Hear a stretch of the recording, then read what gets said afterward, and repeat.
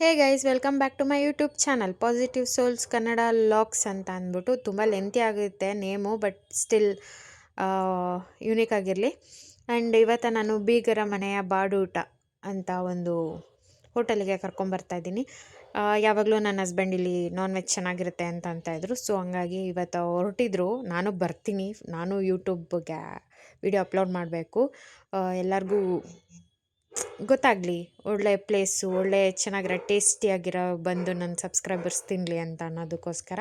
And ಇಲ್ಲಿ ಎಲ್ಲ ಅಂದರೆ ಏನಂತಾರೆ, ಬೋರ್ಡಿಂದ ಹಿಡ್ದು ಎಲ್ಲ ಕನ್ನಡ ಕನ್ನಡ ಕನ್ನಡ ಕನ್ನಡದಲ್ಲೇ ಇದೆ. ಆ್ಯಂಡ್ ಮೆನ್ಯೂ ಮಾತ್ರ ಇಂಥದ್ದಿಲ್ಲ ಅನ್ನಂಗಿಲ್ಲ.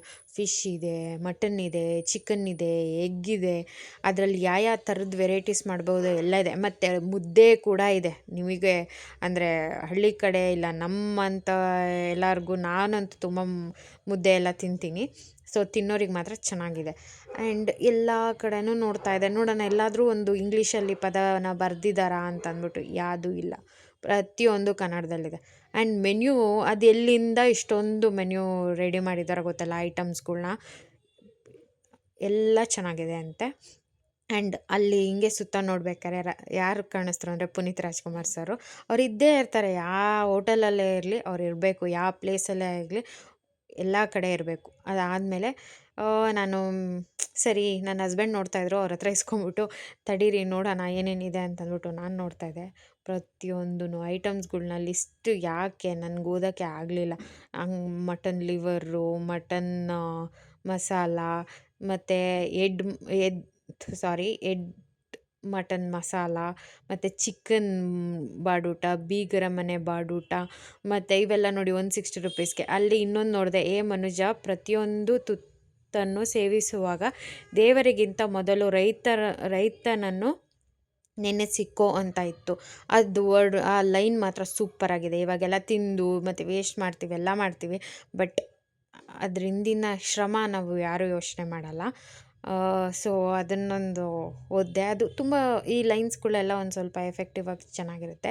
ಆಮೇಲೆ ನನ್ನ ಹಸ್ಬೆಂಡು ಜಾಸ್ತಿ ಏನು ತೊಗೊಂಡಿಲ್ಲ, ಯಾಕೆಂದರೆ ವೇಸ್ಟ್ ಆಗುತ್ತೆ, ಒಬ್ಬರೇ ಕುತ್ಕೊಂಡು ತಿನ್ನೋಕ್ಕಾಗಲ್ಲ. ಅವ್ರ ಜೊತೆ ಯಾರಾದರೂ ಇದ್ದರೆ ತಿನ್ಬೋದು. ನಾನಂತೂ ಅವರಿಗೆ ಏನಂತಾರೆ, ಕಂಪನಿ ಕೊಡೋಕ್ಕಾಗಲ್ಲ. ಸೊ ಅವರು ಮುದ್ದೆ ಎಲ್ಲ ತಿನ್ನೋಕ್ಕಾಗಲ್ಲ ಅಂತ ಅಂದ್ಬಿಟ್ಟು ರೋಟಿಗೆ ಆರ್ಡರ್ ಮಾಡಿಕೊಂಡು ಎಗ್ಗು ಮತ್ತು ಚಿಕನ್ನು, ಮಟನ್ನು ಎಲ್ಲ ಆರ್ಡರ್ ಮಾಡಿದರು. ಬಟ್ ಅವ್ರು ಫಿಶ್ ತಿನ್ನಲ್ಲ, ಫಿಶ್ ಸ್ಮೆಲ್ ಆಗಲ್ಲ. ಸೊ ಹಂಗಾಗಿ ಅವ್ರು ಫಿಶ್ ತಿನ್ನಲ್ಲ. ಸೊ ಇದು ಆಫ್ ಕಂಪ್ಲೀಷನ್, ತುಂಬ ಫಿಲ್ಡ್ ಆಗೋಗಿತ್ತು.